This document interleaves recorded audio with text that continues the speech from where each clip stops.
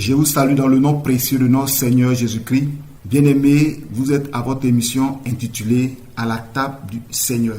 Nous sommes dans le livre des Actes des Apôtres. Aujourd'hui, nous allons voir Actes chapitre 3. Je lis Actes chapitre 3 à partir du verset 1. Pierre et Jean montaient ensemble au temple à l'heure de la prière. C'était la 9e heure. Il y avait un homme boiteux de naissance qu'on portait et qu'on plaçait tous les jours à la porte du temple appelé la Belle pour qu'il demande l'aumône à ceux qui entraient dans le temple. Cet homme, voyant Pierre et Jean qui allaient y entrer, leur demanda l'aumône. Pierre, de même que Jean, fixa les yeux sur lui et dit « Regarde-nous ». Et il les regardait attentivement, s'attendant à recevoir quelque chose. Alors Pierre lui dit « Je n'ai ni argent, ni or, mais ce que j'ai, je te le donne. Au nom de Jésus-Christ de Nazareth, lève-toi et marche. » Et le prenant par la main droite, il le fit lever. Au même instant, ses pieds et ses chevilles devinrent fermes. D'un saut, il fut debout et il se mit à marcher. Il entra avec eux dans le temple, marchant, sautant et louant Dieu. Tout le monde le vit, marchant et louant Dieu. Il reconnaissait que c'était celui qui était assis à la belle porte du temple pour demander l'aumône. Et il fut rempli d'étonnement et de surprise au sujet de ce qui lui était arrivé. Comme il ne quittait pas Pierre et Jean, tout le peuple étonné accourut vers eux au portique dit de Salomon. Pierre, voyant cela, dit au peuple: Hommes israélites, pourquoi vous étonnez-vous de cela? Pourquoi avez-vous les regards fixés sur nous, comme si c'était par notre propre puissance ou par notre piété que nous avons fait marcher cet homme?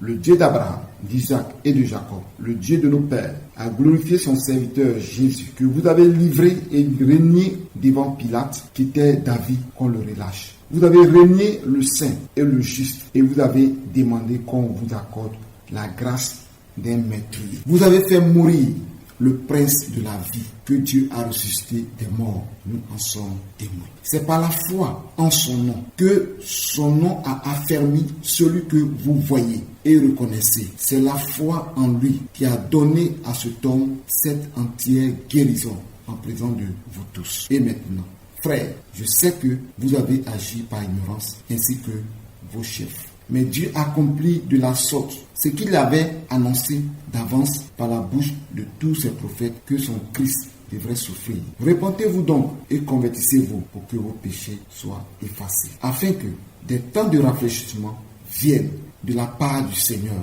et qu'il envoie celui qui vous a été destiné, Jésus-Christ. Alléluia. C'est là que nous allons nous arrêter pour la lecture et nous allons aller pas à pas. Nous sommes dans Actes des Apôtres chapitre 3. Nous sommes arrêté au verset 20. Amen. Dans ce passage, il s'agit de Pierre et Jean qui devaient se rendre à l'église, au temple, pour aller prier. Et devant le temple, il y avait un paralytique. Ce paralytique était tous les jours devant le temple. Et il restait à cet endroit pour demander l'aumône, pour survivre. Quand vous lisez la Bible, nous voyons que Pierre et Jean, en ce moment, Pierre et Jean montaient au temple pour aller prier. Lorsqu'ils sont arrivés à l'endroit où se trouvait le paralytique a fixé ses regards sur eux parce qu'il s'attendait à recevoir quelque chose. Mais la Bible nous dit que Pierre et Jean aussi ont fixé les regards sur lui. Ils ont vu en lui le regard, un regard qui demande, un regard qui montre la pitié. Oh, ayez pitié de moi. Je suis parti, je ne peux pas travailler, je ne peux rien faire. Tout ce que vous allez me donner, c'est ce qui va me permettre de vivre. Vous voyez, il y a des parties qui ont des enfants, qui ont des femmes et qui ont des enfants. Vous comprenez? Donc, cet homme-là, peut-être, c'est un père de famille. Mais, qu'est-ce qui va se passer? C'est là qu'il vient chercher la nourriture. Il vient chercher de l'argent. Mais Pierre et Jean vont lui dire quelque chose, une parole très forte, en disant que, regarde-nous. Et il les regardait attentivement, s'attendait à recevoir de quelque chose. Alors Pierre lui dit, je n'ai ni argent, ni or, mais ce que j'ai, je te le donne. Au nom de Jésus-Christ de Nazareth, lève-toi et marche. Et lorsque Pierre a déclaré ces paroles, ils ont fixé le regard sur lui, ils ont attrapé la main, ils l'ont fait lever et il a commencé à marcher. Un miracle vient de se produire. Et cet homme était tellement content qu'il a commencé à sauter, il a commencé à louer Dieu, il a commencé à glorifier Dieu et il était auprès d'eux. Il les suivait partout. Alléluia. Vous voyez, c'est un message très intéressant. Jésus de Nazareth. Alléluia. Bien-aimés, dans ce passage, nous avons beaucoup de points, puisque c'est une étude approfondie de la parole de Dieu. Dans ce passage, nous parlons du chapitre 3 des Actes des Apôtres. Et nous avons parlé le verset 1. Le verset 1 nous dit quoi? Pierre et Jean montaient ensemble au temple à l'heure de la prière. C'était la 9e heure. Et vous comprenez que lorsqu'ils partaient au temple à l'heure de la prière, pourquoi à l'heure de la prière? Pourquoi je veux insister sur le verset 1? Parce que les chrétiens de nos jours ne respectent l'heure de la prière. Certains chrétiens, bien sûr. Vous voyez, les gens viennent en retard, les gens passent tout le temps à la maison, ils traînent, mais quand ils ont un rendez-vous avec le juge, ils ont un rendez-vous avec la police, ils ont un rendez-vous quelque part, ils ont un rendez-vous avec une autorité, ils se pressent, ils veulent être à l'heure. Parce que s'ils ont un rendez-vous de vol, de voyage, ils feront tout possible pour ne pas rater le vol.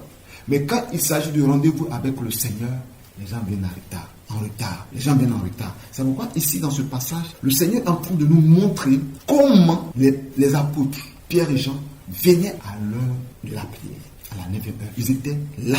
C'était à l'heure de la prière. Vous comprenez? C'est très important. J'exhorte mes frères et sœurs à faire l'effort de ne pas venir en retard. Parce que ce paralytique a été guéri à l'heure de la prière. En ce moment-là, si les Pierre et Jean venaient en retard, peut-être le miracle n'allait pas se produire. Pourquoi? Parce que l'ange qui devait apporter ce miracle, l'Esprit de Dieu ne pouvait pas se manifester. Pourquoi? Parce que Pierre et Jean étaient déjà hors sujet. Ils n'étaient pas dans le temps de Dieu. Ils étaient à l'heure de la prière. Surtout nous, les hommes de Dieu, nous les sommes beaucoup en retard. Souvent, on vient en retard et on a des raisons qui sont parfois valables parce que souvent nous sommes en prière, nous sommes en intercession, nous sommes en train de faire le message. Pour même là, c'est la dernière minute que nous préparons le message, vous comprenez? Donc, ce qui fait que souvent nous venons en retard. Mais ce n'est pas une raison que tous les jours, nous devons venir en retard. La Bible déclare que Pierre et Jean partaient à la prière à l'heure de la prière. Amen. Partaient au temple. Pierre et Jean partaient au temple à l'heure de la prière. Nous devons être ponctuels. Nous devons être à l'heure. Parce que le chrétien aime beaucoup venir en retard. Nous devons éviter des retards. Même le paralytique, le paralytique, même connaissant l'heure où le temple doit être ouvert, l'heure où les gens doivent venir à l'église, on l'amenait à l'heure de la prière, à l'heure où il doit rester. Parce que s'il ne vient pas à l'heure de la prière, que tout le monde est rentré, est-ce que les gens pouvaient le voir pour qu'ils puissent recevoir le mot? Donc lui-même, je peux dire qu'il est plus matinal, il est plus ponctuel même que ceux qui venaient prier au temps, vous voyez. Donc les gens venaient le déposer très tôt pour qu'il demande le mot aux passants. Donc bien aimé, c'est si important d'être à l'heure à l'église. Que le Seigneur nous bénisse. Le verset 2 nous dit, il y avait un homme boiteux de naissance qu'on portait et qu'on plaçait tous les jours à la porte du temple, appelé la paix. Vous voyez, quand nous lisons ce passage, nous voyons bien que le paralytique qu'on déposait à la porte du temple était là tous les jours. Et les gens entraient tous les jours dans le temple. Le temple de Dieu doit être tout le temps ouvert pour que les gens y viennent prier, adorer, intercéder. Vous voyez, généralement, les temples sont fermés. On n'ouvre que le dimanche. On n'ouvre que le jour de prière, les heures de prière. Mais en temps normal, les temples doivent être ouverts. Les temples doivent être vraiment tout le temps ouverts. Surtout, les gens ferment le temple parce que, à cause des bandits, à cause des gens qui viennent de mauvaise foi venir voler. Mais on peut avoir des personnes, des gardiens devant le temple. Des personnes qui gardent le temple pour pouvoir vraiment laisser passer ceux qui viennent à la prière. L'église peut prendre quelqu'un pour le payer par mois. Ça peut être un frère de l'église qu'on peut lui donner de l'argent pour qu'il reste devant le temple. Ce n'est pas parce que c'est un frère de l'église qu'on ne doit pas payer. On doit lui donner quelque chose aussi. Amen. Avoir même un salaire. Ça fait partie de l'œuvre du Seigneur. Vous voyez. Et ce frère reste devant le temple. D'autres même vont aller prendre une personne dans une société pour pouvoir venir, un vigile, pour pouvoir venir garder la porte du temple. Vous voyez. Ce n'est pas trop intéressant parce que ça peut être quelqu'un qui n'est pas converti qui va venir devant.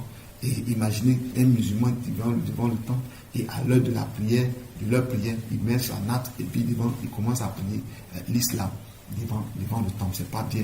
Il faut un frère en Christ qui va rester là et à l'heure de la prière, le temple est ouvert, il veille sur le temple. Mais aujourd'hui, nos temples sont fermés. Les gens ne veulent même pas venir à l'église. Vous allez remarquer que les gens viennent à l'église tous les dimanches. Les dimanches, ils vont bien se saper, ils vont bien s'habiller, ils vont bien se parfumer, ils vont bien se coiffer, ils vont bien se peigner et ils viennent à l'église les dimanches. Alors que la Bible déclare que tous les jours, les apôtres partaient au temple.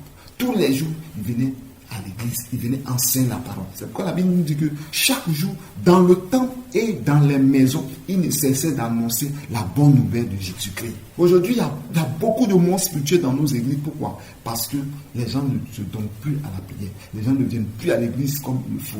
Les gens préfèrent rester à la maison et se disent que bon, je suis à la maison, je vais suivre mon culte sur Internet, je vais suivre mon culte, et ceci, je vais écouter des messages par là. Et finalement, ils ne sont pas canalisés. Ils n'ont pas quand ils vont écouter tel message de tel homme de Dieu fini, ils vont prendre l'autre homme de Dieu. Finalement, souvent les messages sont contradictoires. L'autre dit on ne paye pas la dîme, l'autre dit on paye la dîme. Et après, la personne est confuse, je ne sais pas qui il faut croire. Vous voyez. Mais lorsque nous lisons la Bible, nous prions et nous sommes constamment devant la présence de Dieu, nous ne sommes pas parfois confus. Amen. Donc, bien aimé, il faut être régulier à l'église. Il faut être régulier dans la prière. Il faut être régulier dans le temple. Souvent, il y a des églises qui n'ont pas de temple. Pourquoi? Parce qu'ils louent un endroit dont le fidèle ne peut pas aller dans un endroit qu'il loue chaque dimanche ou pendant les heures de prière. Mais si tu sais qu'il y a un endroit où tu peux prier, tu peux méditer dans ta maison. La Bible déclare que chaque jour, dans le temple et dans les maisons, tu peux trouver un frère en Christ, une soeur en Christ, une famille où vous vous rassemblez pour prier. Qu'on appelle souvent les églises de maison. Vous vous rassemblez, d'autres appellent ça cellules de maison. Vous vous rassemblez pour prier, pour intercéder, pour chercher la face de Dieu. Vous voyez? Parce que l'église de l'homme primitive au temps des apôtres, il y avait le réveil parce que les gens étaient constamment dans la parole, ils étaient constamment dans la prière, ils étaient constamment dans le jeûne. Ils aimaient le Seigneur, ils louaient Dieu, ils partageaient tout ensemble. Donc il y avait le réveil spirituel. Mais aujourd'hui, les chrétiens sont des chrétiens singletons. Ils sont quelque part seuls, ils vivent leur vie chrétienne, ils se disent que bon, moi je n'ai pas affaire à quelqu'un. Non! La Bible déclare qu'ils étaient tous ensemble dans un même lieu. Ils priaient, ils jeûnaient. Vous voyez, regardez bien. Le Saint-Esprit vient. La plupart lisez la Bible et vous allez comprendre et vous allez savoir que quand le Saint-Esprit va venir, le Saint-Esprit vient quand souvent il y a un groupe de personnes. Au jour de la Pentecôte, ils étaient au nombre de 120.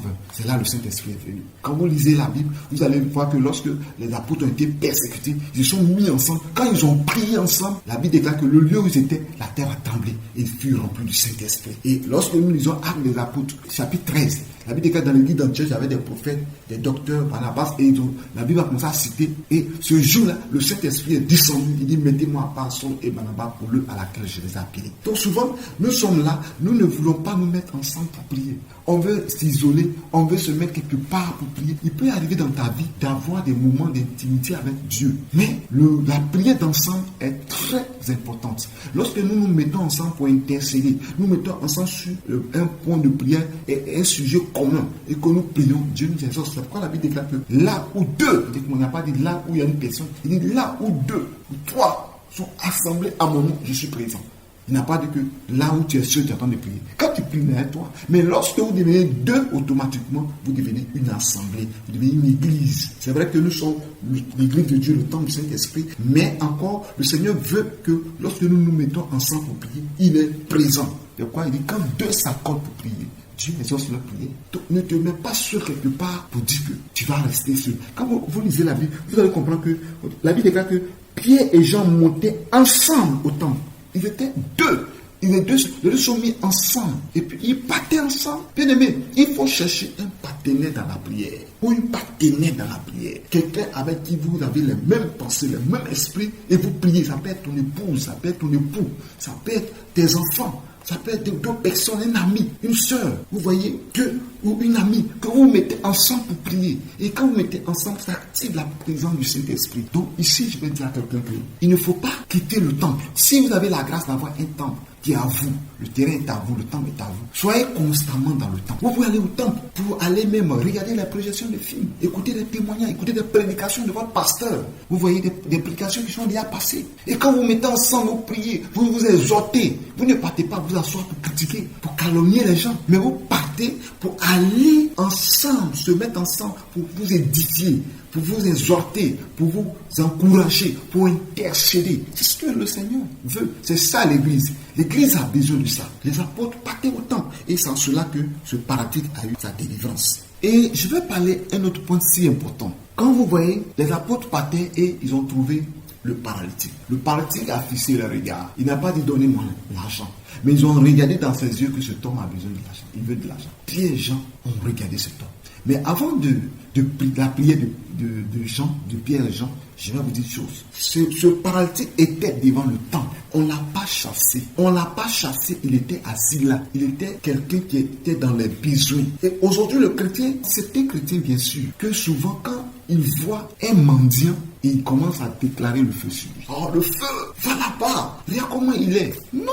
La Bible dit que en exerçant l'hospitalité, vous pouvez recevoir les anges sans le savoir.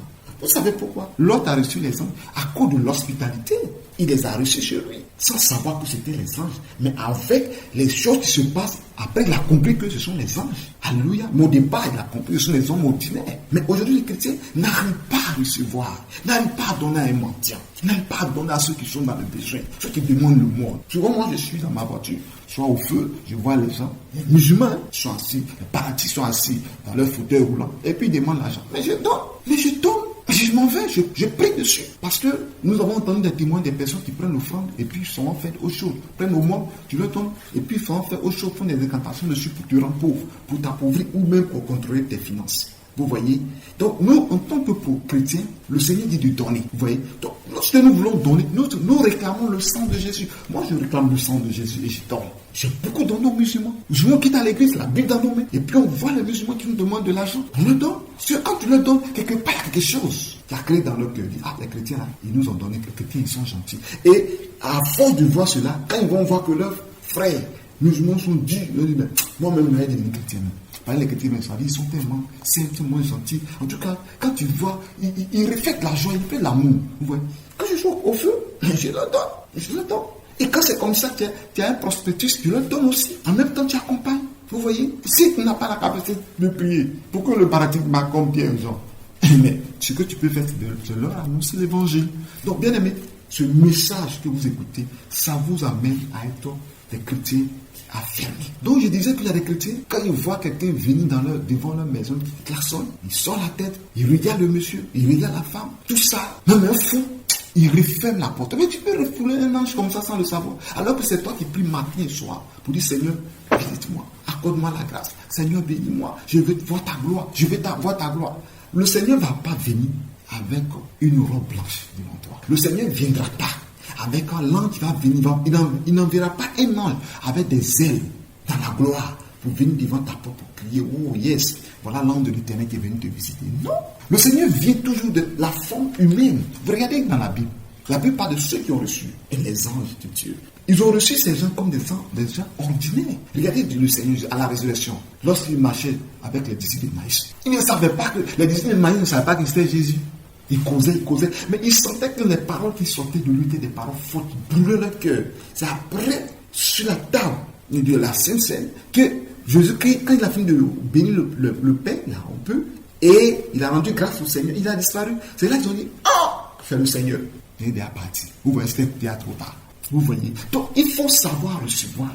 Il faut savoir recevoir des gens qui te visitent. Et tu es chrétien, c'est pourquoi une chose que je vais vous montrer, quand vous recevez quelqu'un, la personne s'assoit, rendez grâce au Seigneur avant de faire quoi que ce soit.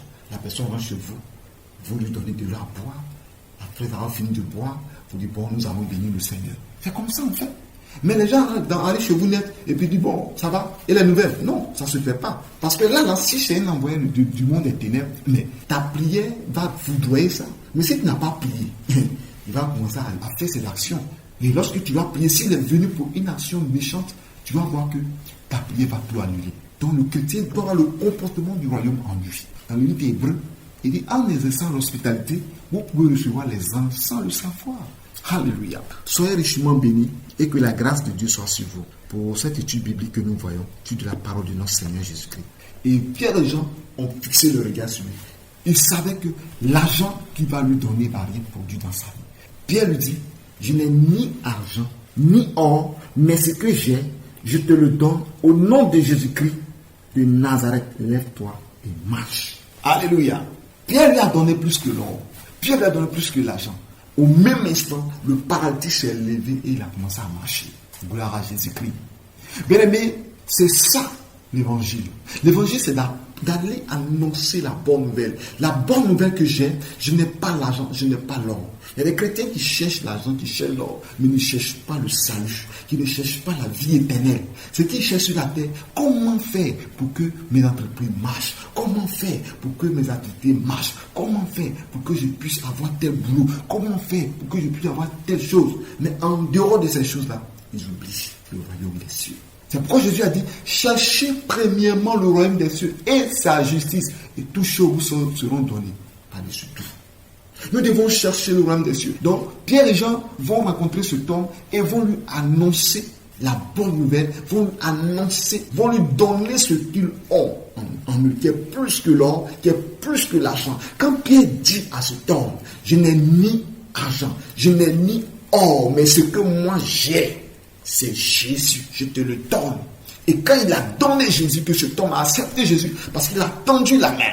En tendant la main, on tend la main pour donner. On tend la main pour donner de l'argent. On tend la main pour donner de l'or. Mais Jean a tendu la main. Mais la main qu'il a tendue, c'était la main de Jésus qui a tendu. Jésus même a tendu sa main et il a accepté ce parti. Et lorsque ce parti a tapé la main de Pierre, il s'est levé d'un bond. Il a commencé à marcher. Quand Jésus vient dans ta vie, ta vie change. Tout change autour de toi. La Bible nous dit que lorsque cet homme a marché, il a commencé à sauter, il a commencé à prier, il a commencé à louer Dieu, il a commencé à supplier les gens. Et les gens étaient étonnés. Et les gens se disaient, ce n'est pas cet homme qui est assis devant le temple, la porte, pour demander le mot. Ils étaient saisis d'étonnement de voir cet homme.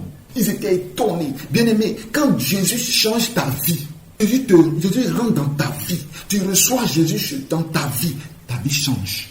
Les gens sont étonnés de toi. Les gens sont étonnés de te voir. Un changement en toi. Combien de fois cet homme a reçu de l'argent? Combien de fois il a reçu des aumônes? Mais sa vie n'a pas changé. Mais le jour où cet homme a reçu Jésus dans sa vie a changé. Ça a étonné tous ceux qui étaient autour de lui. L'argent ne change pas la vie de quelqu'un. L'argent ne change pas la vie d'une femme, d'un homme. L'argent ne te rend pas heureux. Tu peux avoir de l'argent, tu peux avoir de l'or, mais les gens peuvent ne pas te considérer. Mais lorsque cet homme a eu Jésus dans sa vie, tout le monde avait les regards portés sur lui.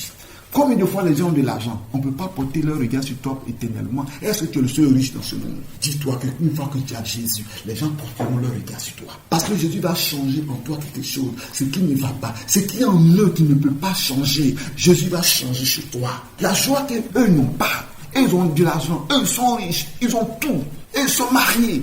Ou ils ont autre chose. Mais toi, tu n'as pas ça. Mais la joie que tu as dépasse leur richesse. Parce que cet homme a reçu Jésus. Cet homme qui, étant là, il recevait l'argent, mais il n'avait pas la joie. Mais ce jour-là, il était dans la joie. Il sautait, il louait Dieu. Bien aimé, je vais tirer l'attention de quelqu'un. Il y a certaines personnes qui viennent dans la maison de Dieu. Lorsque Dieu guérit, lorsque l'homme de Dieu prie qu'ils sont guéris, ou la servante prie qu'ils sont guéris, et que le miracle s'est opéré, ces personnes, au lieu d'adorer Dieu, ces gens, ils s'en vont ailleurs. C'est comme les 10 lépreux. Les 9 autres sont partis, sont plus revenus. Mais il y a un qui est revenu vers Jésus pour lui donner gloire, pour remercier Jésus. Bien aimé, quand Dieu te fait du bien, quand Dieu te libère, quand Dieu te restaure, n'abandonne pas Dieu. C'est ce que je tiens à dire à quelqu'un. Il ne faut pas abandonner ton Dieu. Il ne faut pas abandonner ton roi. Il ne faut pas abandonner celui-là même qui t'a donné la vie.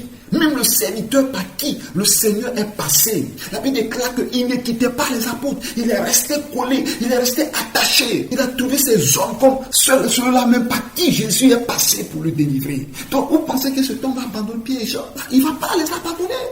Il sait que Pierre, tu m'as donné Jésus. Jean, tu m'as donné Jésus. Ma vie a changé. Donc vous avez Jésus. Partout où vous allez partir, je serai avec vous. Vous voyez la puissance de Dieu, la puissance de Jésus-Christ de Nazareth. Et quand les gens ont vu cet homme qui souriait, qui riait, qui marchait comme eux, il avait la joie au cœur. Il louait Dieu. Quand Dieu te bénit, loue-le. Il y a des gens, dès que Dieu les a bénis, ils quittent l'église. On ne voit plus. Ils ne saluent plus le pasteur. Ils n'appellent plus. Parce que ce qu'il cherche, il l'a eu. Mais ce paralytique, il est un homme reconnaissant comme le dit le peuple, l'un qui est revenu, la reconnaissance dans la maison de Dieu, la reconnaissance envers le serviteur de Dieu, la reconnaissance envers ton bienfaiteur. Ça peut ne pas être seulement un homme de Dieu, mais ça peut être quelqu'un qui t'a fait du bien. Il faut être reconnaissant.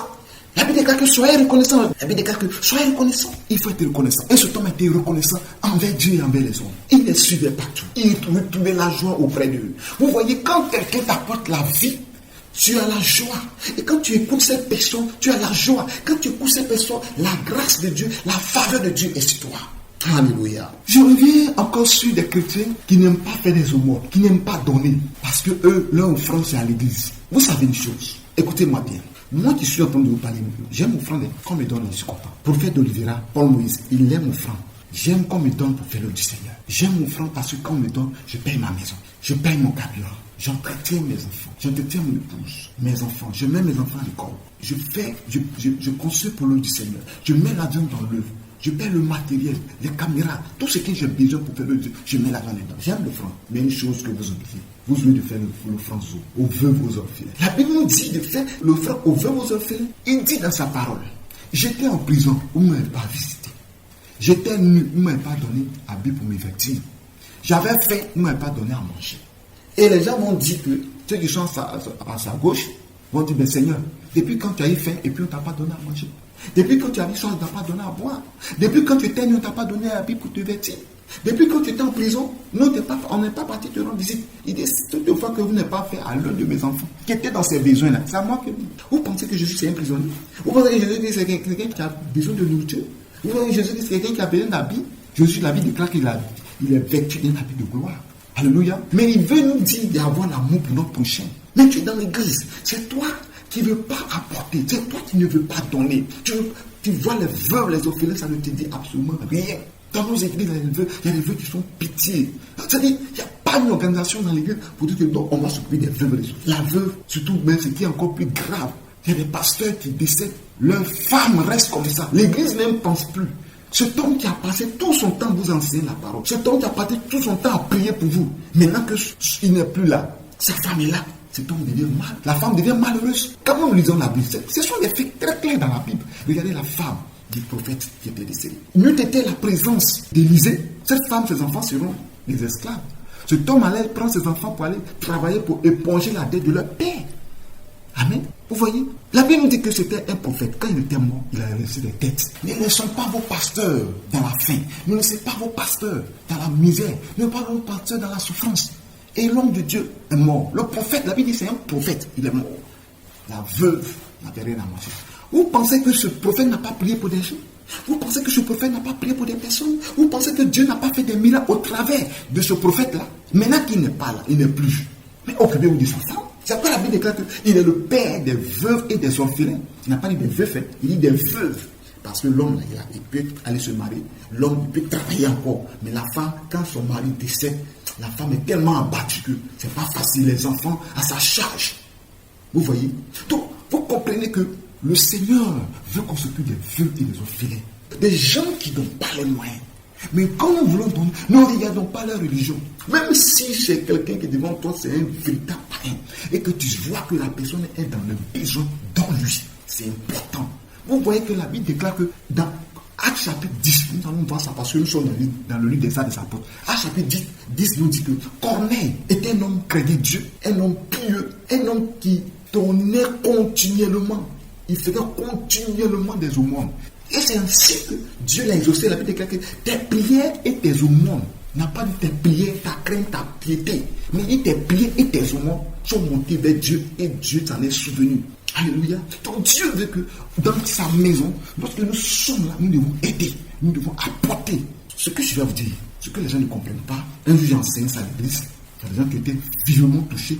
Nous, les Africains, quand nous voulons adorer Dieu, peut-être je ne connais pas chez les Blancs, mais peut-être c'est les mêmes personnes aussi. Les hommes, les non-juifs, les non-hébreux que nous sommes, quand nous voulons faire des offrandes à Dieu, nous voulons attendre quelque chose de Dieu. C'est-à-dire, quand quelqu'un t'a donné la dîme, il faut que, en retour, lui aussi, les choses avancent. Si quelqu'un t'a fait une offrande, l'offrande que j'ai apportée là, il faut que Dieu fasse ça dans ma vie. Non, c'est pas ce que les enfants d'Israël ont appris de leur Dieu. Les enfants d'Israël donnent une offrande comme un signe d'adoration, un signe de remerciement pour lui donner gloire. Quand vous lisez la Bible, vous allez comprendre que dans le livre de Chroniques, David a dit, nous recevons de ta main ce que nous t'offrons. Nous recevons de ta main ce que nous t'offrons. Tout ce que tu donnes à Dieu te redonne. Mais tu n'as pas besoin de poser des conditions à Dieu. Quelqu'un qui pose des conditions à Dieu. Ce qui fait que quand je veux recevoir des offrandes, je veux que l'offrande soit une offrande vraiment volontaire. Quand quelqu'un m'apporte une offrande volontaire, et je prie le Seigneur pour que le Seigneur se souvienne de cette personne. Dieu se souvienne de cette personne. Parce que Corneille donnait volontairement. Corneille donnait. Il avait pitié. Il avait la compassion. Quand tu as pitié, tu as compassion, c'est bon. Les enfants d'Israël, lorsque les enfants d'Israël apportent à Dieu, ils apportent parce qu'ils veulent glorifier le nom de leur Seigneur. Ils veulent donner le nom du Seigneur. Ils savent que quand ils donnent, Dieu va donner, Dieu va bénir. Donc ils n'ont pas besoin de poser une condition. Il y a des gens même qui ont quitté des églises, qui ont dit que bon, je donne, je n'ai rien eu. Bon, je donne ceci, je donne cela, je donne ceci, on est donné, mais je n'ai rien eu. Je ne dis pas, je ne parle pas des églises qui dépouillent les fidèles. Je ne parle pas des églises qui dépouillent les fidèles. Les âmes qui toujours offrandent. Un moment où les fidèles sont fatigués. Et généralement, ces gens d'offrande, ils font rien de bon. Rien que construire des édifices, des millions, des milliards, étendre leur royaume. Non, je ne parle pas de ces églises. Je parle pour nous, l'église, dans l'homme de Dieu, à la crainte de Dieu. Il enseigne la parole, il vous enseigne le salut, la vie éternelle. Qu'est-ce que vous voulez encore? Si vous n'avez pas été exaucé, ne faites pas que l'homme de Dieu soit attristé. Ne l'attristez. Ne venez pas encaisser votre argent. Moi, je vais rendre un témoignage. Il y a une dame qui était venue me voir et j'ai prié pour elle. Elle a envoyé son enfant était lié par l'esprit de sorcellerie. Et en priant, l'esprit de Dieu m'a mis à cœur de lui dire de faire une offrande. Et la femme, elle m'a dit, effectivement, elle-même, elle a reçu le même message. Et elle est partie, elle a fait son offrande. Je ne sais pas si c'est 100 000 francs CFA, elle a fait, je ne me rappelle plus. Et la fille a été délivrée. Franchement, le Seigneur l'a délivrée. Mais qu'est-ce qui va se passer? Mais elle a été délivrée. Mais après, il y a des maladies qui arrivent. Pour elle, elle a fait l'offrande. J'ai prié pour sa fille. La fille est tombée malade. Elle m'avait soutenu aussi. J'avais donné l'annonce pour l'achat de ma voiture. Et cette voiture, elle avait envoyé, je crois, si j'ai une très bonne mémoire, 500 000. Elle et son mari. 500 000 francs CFA. Et pour rien comme ça, c'est pas ce qui s'est passé. Parce que souvent, quand les gens donnent des offrandes, il y a certains enseignements que tu ne dois pas prêcher. Imagine quelqu'un qui vit dans l'adultère. Donc, parce que tu vis dans l'adultère, tu viens à l'église, tu fais des offrandes, donc on ne doit pas prêcher sur l'adultère. On doit toujours dire que, oui, on prêche quand si on veut parler d'adultère, à cause de toi, on doit sauter. On ne doit pas parler d'adultère. Ou bien tu es quelqu'un qui n'a pas une bonne vie. On prêche parce que tu soutiens l'œuvre de Dieu, tu es un voleur, tu es un escroc, donc on parle, arrivé sur l'escroquerie, on doit sauter à cause de toi. Non, c'est la parole de Dieu. Donc c'est que Dieu me marque ce qu'il prêche. Pour ceux qui connaissent, vous voyez les enseignements que je donne. Les enseignements sont conduits par l'esprit.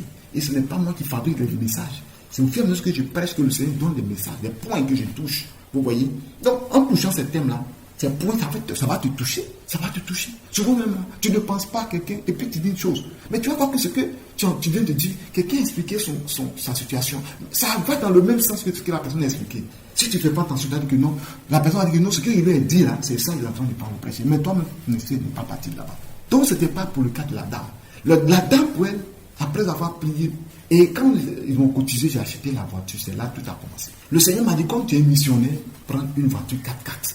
Bon, par la grâce de Dieu, après leur cotisation, avec ce que j'avais un peu à côté, j'ai pu acheter une voiture 4x4 Jeep qui est avec moi jusqu'à présent. Mais bien aimé, quand j'ai acheté cette voiture, c'est là, je vais voir maintenant la face de certains pasteurs qui sont auprès de moi. C'est infidèle. Non, c'est comme ça à parler. Il n'a pas besoin de payer une 4x4. Cet argent-là, tu vas prendre une petite voiture. Une petite voiture. Là, si c'est une petite voiture là, mais c'est bon. Et puis 4x4 là, c'est du gaspillage. Ça m'a fait rappeler où Jésus a pris le parfum que la dame a mis sur le pied de Jésus et les apôtres ont dit, surtout Judas, a dit que ça c'est du gaspillage. Et les gens commencent à me calomnier. Puisque c'est eux qui ont donné leur argent, donc, ils ont commencé à me calomnier, commencé à dire des choses. Et à un moment donné, vraiment, l'Esprit de Dieu m'a commencé à dire certaines vérités. Et cette dame et son mari ont quitté l'église. Ils sont partis. Un jour, j'étais à la radio, à une émission. Ils savaient bien que je vais passer en direct, à une émission en direct, à la radio, une radio de la place. Et lorsque, je crois, à 5 minutes, on devait m'annoncer pour prêcher. La dame m'appelle. La dame commence à me menacer. Oui, tu as bouffé mon argent. Tu as pris mon argent. Tu as fait ceci. Si je savais, je n'ai pas voulu donner mon argent. Bien aimé, j'avais mal. J'étais à quelques minutes. Je parle, je vais lui faire comprendre. Elle ne veut rien comprendre. Elle a commencé à me saboter au téléphone. J'avais mal, ce jour-là, j'avais mal. C'est-à-dire, je me suis mis à la place des hommes de Dieu qui n'ont pas de finances, qui n'ont pas les moyens de servir Dieu et qui sont toujours à la merci de certains fidèles qui donnent de l'argent et qui font du chantage. Ce jour-là, si j'avais les 500 000 francs ou les 700 000, je prenais cet argent, je fais un dépôt sur Orange Money et je dis, madame, voilà ton argent. Et j'étais parti à la radio. Pour m'exprimer même là, ma poitrine était serrée. J'ai compris que c'était une attaque du diable. Bien-aimé, quand tu fais une offrande à un homme de Dieu, ma soeur, mon frère, pas amener l'homme de Dieu à gémir. Quand tu donnes ton offrande, donne comme une offrande d'action de grâce pour bénir le nom du Seigneur. N'entends rien de retour. Moi, c'est mon système de ministère. C'est-à-dire quand je fais une offrande, je le dis pour Seigneur, je fais cette offrande parce qu'il faut me bénir. Il faut bénir mon ministère. Je fais cette offrande. Je le fais parce qu'il faut faire. Je le fais parce qu'il faut faire. Je le fais pour donner gloire au Seigneur. Je le fais parce qu'il donne gloire à Dieu. Abraham donnait Isaac, pas dans le but de recevoir un bélier. C'était pas dans son esprit de recevoir un bélier. Mais lui, il donnait en sacrifice parce que Dieu lui avait demandé de faire. Donc, en le faisant, Dieu savait que son enfant le coucher, il ne va pas permettre qu'il tue son enfant. Mais malgré l'amour qu'il a pour son enfant, l'obéissance vaut mieux que le sacrifice. Pour faire le sacrifice, Dieu dit non, ne le fais pas. Regarde, retourner le pays. Toute fois que tu fais quelque chose à Dieu, tu fais une offrande à Dieu, sache qu'en le faisant, Dieu sait ce qu'il va te donner. Souvent même là, Dieu lui décide de te donner une voiture. Mais toi, tu avais à demander un vélo. Seigneur, je te fais cette offrande, donne-moi un vélo. Donne-moi un vélo. Alors le Seigneur sait que le vélo là, ça va te servir pour quelque temps. Donc lui, il veut te donner voiture. Il veut te donner voiture. Je vais avoir un témoignage. Souvent, on n'a pas la foi. On n'a pas la foi, on demande des choses, on doute. Le Seigneur m'a fait grâce pour faire un achat de quelque chose. Donc j'ai versé la première somme. Mais puisque j'ai vu que le montant était un peu beaucoup, j'ai dit à la personne que bon, d'abord le mois, à la fin de ce mois, au plus tard le 5, je vais remettre l'argent. Donc j'ai dit au plus tard le 5. Quand j'ai dit ça, moi, je me suis assis, d'ici le 5, est-ce que je peux gagner l'argent pour donner? J'ai dit à mon d'ici qui est près de moi, je dois encore repousser la date. On a repoussé la date. Nous, on a mis un mois encore dessus. Je vous assure, la date que nous, on a donnée, quand le temps est arrivé, on a eu l'argent. On avait donné à la personne. La personne était étonnée. Vous voyez? Et c'est là le disciple va me donner une révélation disant que quand nous avons dit le 5, là, Dieu a déjà mis caché dessus. C'est déjà parti au ciel. Tout ce que nous on a dit derrière ça, c'est zéro. Vous voyez? On a déjà donné une date. On a donné, l'ange a déjà noté, c'est parti. C'est noté, c'est déjà devant la table du Seigneur, devant Dieu, ça a été signé, Dieu a donné son ok. Allez, Dieu dit, bon, avant, à la fin, ange, décaisser l'argent, il fallait leur donner. Nous, on dit, non, nous, on vient encore devant. Vous voyez, Dieu, par son amour, n'a pas voulu nous écouter. S'il voulait nous écouter, la date qu'on a donnée, on allait avoir la date là, ou même peut-être que ça allait prolonger encore. Peut-être qu'on allait douter, ça allait prolonger. Bien aimé, donnons au Seigneur sans calcul, sans regarder en arrière. Nous continuons, je viens de parler de connaître, pour que vous puissiez comprendre ce message. Quand nous prions pour quelqu'un, il faut qu'on manifeste l'amour. L'amour compte. Souvent, on prie, on ne voit pas de miracle de guérison. Parce que nous n'avons pas l'amour parfois, nous les hommes de Dieu. Regardez ce homme paralytique qu'il a assis à terre. Mais ses mains se traînent à terre, dans la poussière, sa main touche tout le monde. Mais quand Pierre a tendu sa main, il a attrapé par la main. Pierre n'a pas pris les gants, mais il a attrapé par la main. Souvent, on veut prier pour des personnes, on trouve que les gens sont sales, les gens puent, il y a des mouches. Et puis, souvent même, on a des comportements un peu bizarres pour frustrer même le malade. Vous pensez que dans ces conditions, Dieu va guérir ce malade? Non, non. Tu vas partir à l'hôpital et puis tu vas voir un docteur en train de soigner la plaie d'une personne et puis en train de lui attraper son nez, serrer son nez et puis cracher, il fait des gestes bizarres. Mais le malade, les docteurs ils sont formés pour ça, les infirmiers, les médecins sont formés pour ça. Et même si tu as une situation où tu vas mourir, il va te montrer la vie, il va te montrer d'un regard pour dire que non, ça va aller. Souvent il ne parle pas. Mais il te dit, bon, allez-y acheter le médicament. Je pense que, docteur, est-ce que je peux être guéri pour la reste, ça peut aller? Oui, allez-y, avec un sourire. Mais lui sait que c'est ta fait. Il va jamais te dire que c'est ta fait. Mais nous, les chrétiens, les hommes de Dieu, les enfants de Dieu, nous-mêmes, nous décourageons les âmes qui sont devant nous. Lorsque quelqu'un vient pour qu'on prie pour la personne, c'est-à-dire nous présentons un signe de découragement. Ça montre qu'on n'a pas la foi. Un signe de découragement, la personne nous voit même, la personne est déjà découragée. La foi guérit, la foi délivre. Tu peux communiquer ta joie à une personne, ta joie est communicative. C'est-à-dire, tu peux communiquer la joie à une personne. Et c'est ainsi que Pierre a communiqué sa joie. Pierre a communiqué ce qu'il a. Pierre lui a donné ce qu'il a. Il a dit, lève ton image par amour. L'amour fait des merveilles. L'amour guérit. L'amour libère. L'amour ne se sort point. L'amour n'est pas envieux. L'amour ne se vante point. L'amour n'est pas orgueilleux. Et cet amour-là, Pierre l'a manifesté. Et puis il y a eu la guérison. Souvent nous prions, il n'y a pas de guérison. C'est parce que parfois aussi, on n'a pas la foi. On n'a pas l'amour. Il n'y a pas de guérison. Bien aimé, c'est ce que nous devons dire. Nous devons manifester dans nos ministères. Je viens de dire que le paralytique aussi avait des bons attributs en lui, de bons comportements. Premier attribut, le verset 9, la Bible déclare que louons Dieu. Dieu te fait du bien, il faut le louer. Il ne faut pas l'abandonner. Il faut louer Dieu. Bien aimé, pour une parenthèse concernant la voiture dont je parle. Mais quand ces personnes ont fait ceci, je vous assure, la voiture, je l'ai achetée à 4 millions. Mais j'ai mis plus de 4 millions à réparer la voiture. Jusqu'à présent. bientôt, je tends vers la 5e année, je crois, de mon véhicule. Mais presque tout le temps, je suis au garage. Tout le temps. Tantôt ici, tantôt par là, tantôt. À un moment donné, mon époux dit, vraiment, mes enfants ont commencé à murmurer contre la voiture. Parce que 200 000, 150 000, 50 000, 25 000, 300 000, tout dans la voiture, tout dans la voiture. Et j'ai commencé à être ruiné à cause de cette voiture. Je ne voulais pas abandonner. Jusqu'à présent, cette voiture. J'ai cette voiture. Et les dépenses continuent. Mais je n'ai pas les moyens pour l'acheter. Je suis obligé de me contenter de ça. Alléluia. Cette voiture, une 4x4 Jeep qui a un bon moteur, mais tout le temps en bas. Les roues, les rotules, les amortisseurs, tout le temps, c'est cassé en bas. C'est tout le temps, Dieu me fait grâce. Sinon, je peux faire accident parce que les gens avaient tellement murmuré, les gens tellement maudits parce que leur argent est rentré dans ma voiture. Si Dieu te dit de faire quelque chose, souvent c'est pour cela que sinon, quand il veut faire des choses, je ne veux plus me demander au fond de la tête. Je veux que ça soit volontaire. Je veux que les gens même constatent ma situation et même qu'ils donnent. Récemment, le temps que je vais prendre pour faire le camp de prière, le temps a été construit pendant plus de 8 ans. C'est pas couvert. Parce que je ne veux pas aller faire jeune honneur, soutenez-moi, je veux couvrir le temple. Après, c'est pour dire que c'est nous on a couvert son temple. C'est nous on a fait ceci.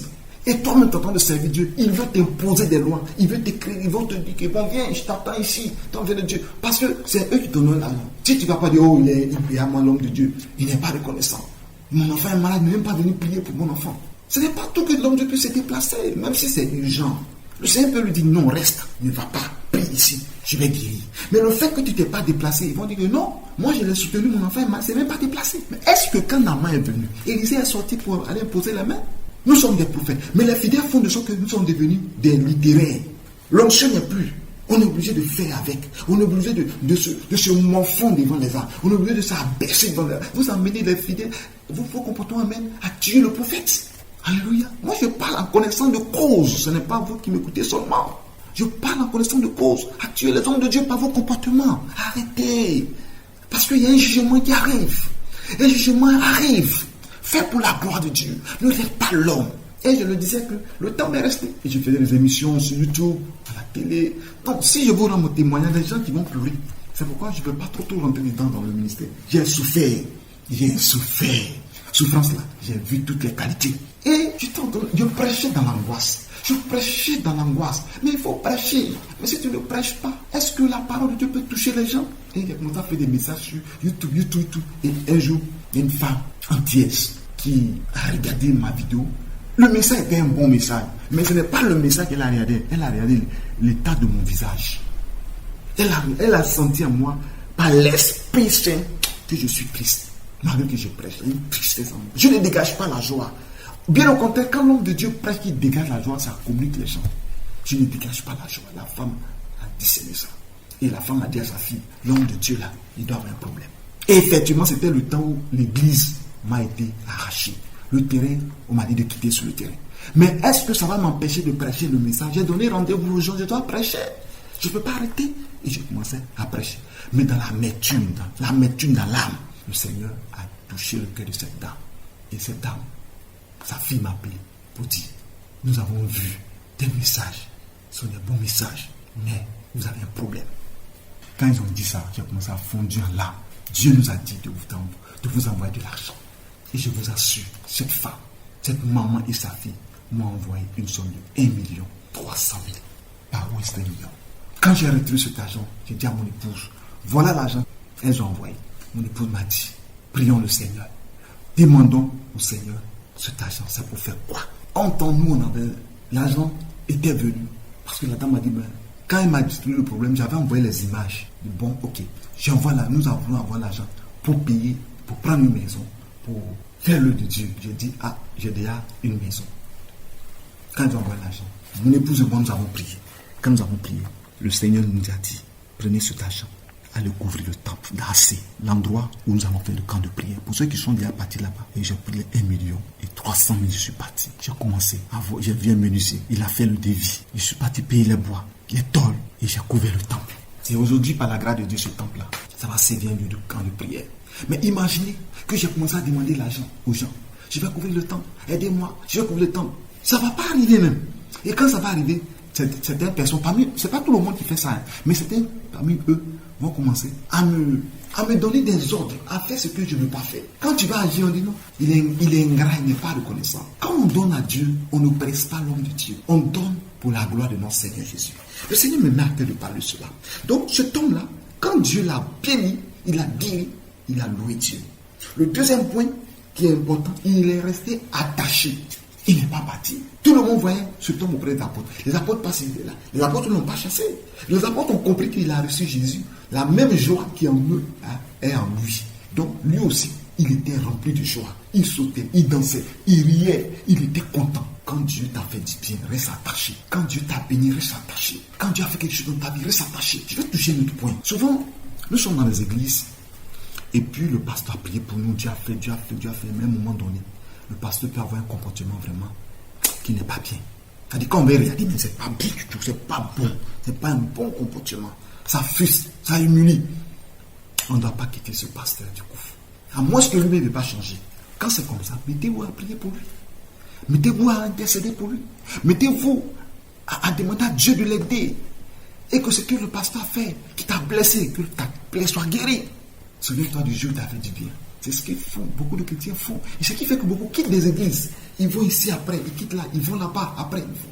Moi, je parle des églises où on prête la vérité. Si tu es dans une église où on ne prête pas la vérité et que là-bas, on veut t'emmener en enfer et que tu quittes là-bas, je ne parle pas de ça. Parce que le Saint-Esprit doit te dire quitte cette église parce que là-bas, il n'y a pas la vie. Là-bas, si tu vas là-bas, ton âme ne sera pas sauvée. Je ne parle pas de cette église-là. Je parle des véritables églises où l'homme de Dieu peut commettre une erreur, où la femme de Dieu peut, la servante de Dieu, la femme de l'homme de Dieu peut faire une erreur, ou même ses enfants. Ne regardez pas ces choses. Oui, l'homme de Dieu, tu vas dire non, il prêche bien, c'est l'homme qui aime Dieu, vraiment, ça craint Dieu. Mais la fois passée, ce qu'il m'a dit là, moi, franchement, je n'aime pas ça. Ça m'a fait mal. Après ça, il n'est plus parti. Mais il faut soutenir ton pasteur. Il faut soutenir la servante de Dieu. C'est un être humain comme toi. Il peut faiblir. Tu as besoin de prier pour lui. Vous allez le constater dans les émissions que nous faisons sur les chaînes que je vois, sur les médias. Vous allez voir, je prêche, les gens disent, oh, homme de Dieu, tu prêches bien, vraiment, ton message me fait du bien, homme de Dieu, vraiment. Mais le jour où je vais toucher un point qui va les choquer, ces personnes, vous allez voir, ils vont quitter le groupe. Ils vont quitter le groupe. Ils vont dire, oh, l'homme de Dieu, il a commencé à changer. Non, c'est pas bien. Mais au moment qu'il priait pour toi, et que tu disais Hosanna, au moment qu'il priait pour toi, on te dit, oh, vraiment, homme de Dieu, tu es béni. Mais le jour où quelque chose t'a fait du mal, t'a fait mal, et que peut-être tu as trouvé qu'il a eu un comportement qui t'a pas plu et que c'est même déplacé, pardonne-lui et prie pour lui. Souviens-toi du bien qu'il t'a fait. C'est pour cela que beaucoup de personnes sont abandonnées parce qu'ils ont fait beaucoup de bien. Dès qu'un petit comportement, on les abandonne. Bien aimés, et un bon comportement devant le Seigneur. Parce que la vision de cette œuvre, c'est vous préparer pour aller au ciel. Nous allons rentrer au ciel. Tu as pris l'âge du salut. L'âge du salut. Nous allons partir. Nous allons rentrer au ciel. L'enfer, non. J'ai dit non à l'enfer. J'ai dit oui à la vie éternelle. Oui à Jésus. Oui dans le paradis. Il faut que nous marchions sur les rues, dans les rues en or. Il faut que nous marchions dans le royaume des cieux, dans les rues en or. Il faut que nous soyons dans les maisons de gloire, de diamants, de saphir, d'émeraudes, de chrysolite, de hyacinthe, de béryl, de pierres précieuses. Il faut que nous contemplions la gloire, la face de notre Seigneur. Il faut que nous voyons cette gloire que Moïse a demandé. Élie a dit, oh Seigneur, fais-moi voir ta gloire. Que nous voyons cette gloire de l'homme des cieux. C'est pour cela que le Seigneur m'a appelé. Il ne m'a pas appelé seulement pour les miracles. Il ne m'a pas appelé seulement pour des prophéties. Il m'a appelé pour que nous soyons dans le bateau de Jésus, dans l'arche de Jésus, que nous soyons enlevés au jour où la trompette sonnera, ou bien le jour où nous allons quitter cette terre par la mort et que nos âmes vivent, que nos âmes ressuscitent, que nos âmes soient auprès du Seigneur. Alléluia.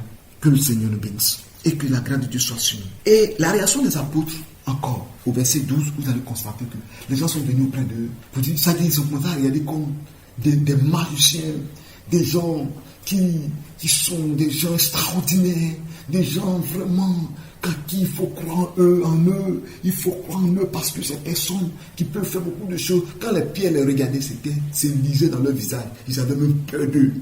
Ils disent non, pourquoi vous nous regardez comme si nous sommes des hommes qui sont descendus d'autres planètes? Nous sommes de même nature que vous, nous sommes comme vous, mais ce que vous ne savez pas, c'est Jésus que vous avez renié, c'est Jésus que vous avez livré à Pilate. Quoique Pilate ne l'a pas condamné, l'a relâché, mais vous avez dit non, nous on veut qu'il soit crucifié. Et ils ont libéré Barnabas.